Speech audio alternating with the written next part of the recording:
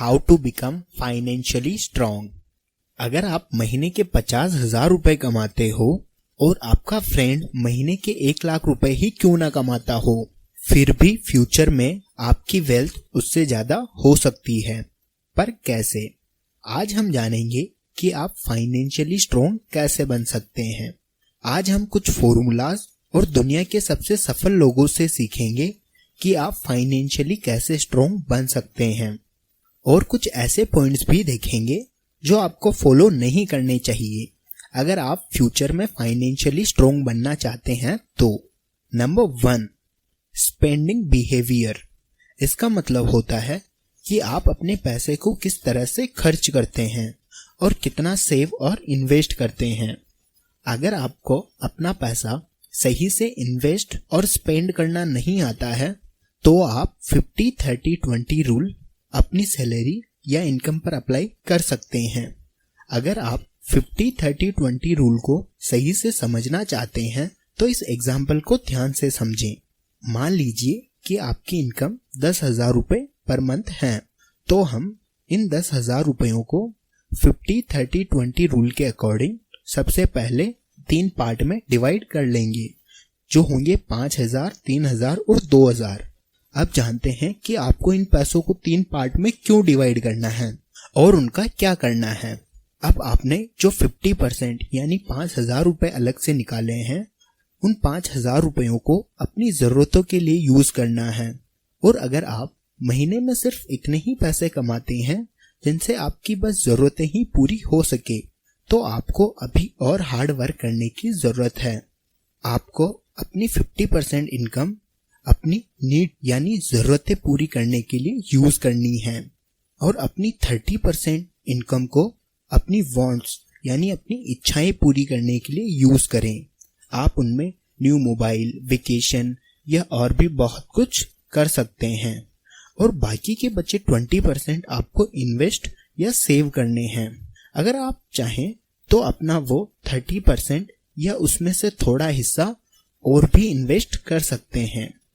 Investment क्यों जरूरी है?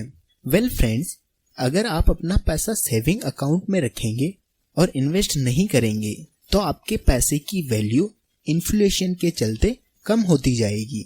इन्फ्लेशन यानी हर साल मार्केट में जो महंगाई बढ़ती जाती है उसे हम इन्फ्लेशन कहते हैं।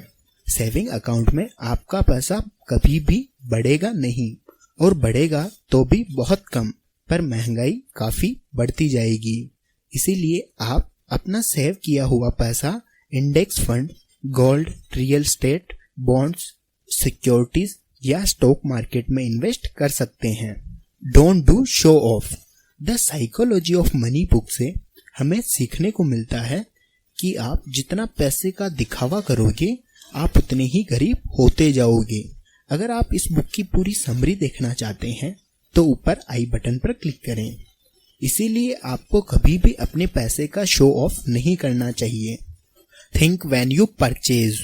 इसका मतलब होता है कि आप जब भी कोई बड़ी खरीदारी करें तो उससे पहले उस पर सोच विचार जरूर कर लें। अगर आपको सच में उस प्रोडक्ट या आप जो खरीद रहे हैं उसकी नीड हो तो ही खरीदें, नहीं तो उसे अवॉइड करें। अक्सर लोग ये गलती करते हैं कि उनके पास पैसे न होने पर लोन पर प्रोडक्ट बाई कर लेते हैं, और अगर आप में भी EMI पर प्रोडक्ट बाई करने की हैबिट डेवलप हो गई है तो आप कभी भी फाइनेंशियली फ्री नहीं हो सकते हो। आप जब भी कुछ न्यू प्रोडक्ट परचेज करो तो एटलीस्ट उस प्रोडक्ट प्राइस का 10x यानी 10 गुना पैसा आपके पास होना चाहिए। और अगर आप EMI पर कुछ बाई करना चाहते हैं तो आपको एटलीस्ट 20% डाउन पेमेंट तो पे करनी ही चाहिए, और उस प्रोडक्ट की EMI आपकी मंथली इनकम की 10% से ज्यादा नहीं होनी चाहिए। अगर आप इन बातों को ध्यान में रखकर परचेज करते हो तो ये एक बेटर डिसीजन हो सकता है। और साथ ही साथ आपके पास हमेशा एक इमरजेंसी फंड जरूर होना चाहिए। आप इतना तो इसके नाम से ही समझ गए होंगे कि इमरजेंसी फंड इमरजेंसी के टाइम काम आता है। और अगर आपने अभी तक अपना इमरजेंसी फंड नहीं बनाया है तो आपको अभी से इसकी शुरुआत कर देनी चाहिए। आप इमरजेंसी फंड को एफडी में रख सकते हैं और ये आपके मंथली एक्सपेंसेस का लगभग 6 गुना तो होना ही चाहिए। आपका इमरजेंसी फंड बनाना इसलिए जरूरी है ताकि किसी इमरजेंसी के टाइम आपको कोई भी लोन या फिर कहीं से उधार ना लेना पड़े। इमरजेंसी फंड बनाना एक अच्छा फाइनेंशियल डिसीजन है जो आपको जरूर लेना चाहिए।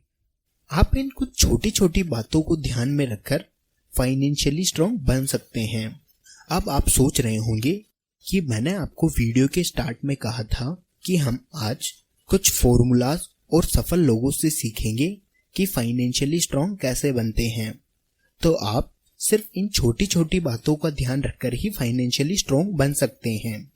इसके अलावा फाइनेंशियली स्ट्रांग बनने के और कोई भी रास्ते नहीं हैं।